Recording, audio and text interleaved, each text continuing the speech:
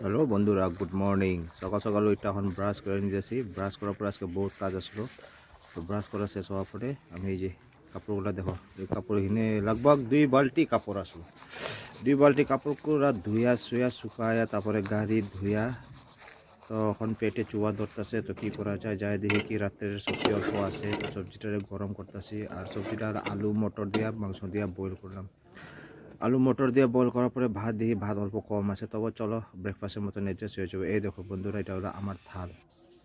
আর এই বন্ধুরা, এটা থাল থাল লইয়া একদম মিজো থাল, এটা হলো আমার ফেভারিট। প্রথমে মাংস একটা পিস মুখের মধ্যে দিয়ে দিছি, দেওয়ার পরে আস্তে আস্তে আমি এটা ভাতটা এখন আস্তে আস্তে খাইয়া নিতেছি। খাওয়ার পরে তো আজকে তো আর কিচ্ছু তো নাই, কি আজকে আমি ছুটি নিলাম। 2 সপ্তাহ হয়ে গেছে, একদিনও ছুটি করি নাই। কোমরের মধ্যে পুরা ব্যথা, শরীর পুরা ব্যথা, গাড়ি চলায় চলায়।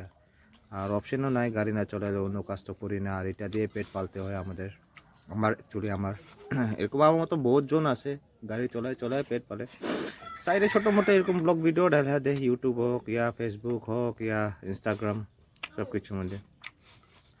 তো এখন এই ভাতটা খাওয়ার পরে তো আর তো কিছু কাজ তো নাই আমার। তো ভাবতেছি কি আমি কি করি, তো করতে করতে ভাবতেছি। আর এদিকে খাইতে খাইতে লাগছে কি আমার সবজিটার মধ্যে তো লবণ কম আসলে, তো লবণ ঢাইলা লইছি। ঢাইলা এখন দেখি কি বড়িয়া টেস্ট। এটা হইলো খাওয়া সকাল সকাল। আর মাংস বড় বড় পিস হইলে আমার কিন্তু খুব ভালো লাগে, ছোট ছোট মাংস পিস আমার কিন্তু ভালো লাগে না। তো ভাতটা খাওয়ার পরে লাস্টে এরকম একটা ছোটো মোটো হাড্ডি সাড্ডি পাইলে তো খুব ভালো লাগে খাইতে।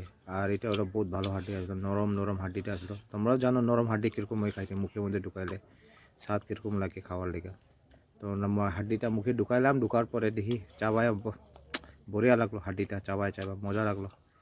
তো ভাতটা হইলো আমার এখানে শেষ।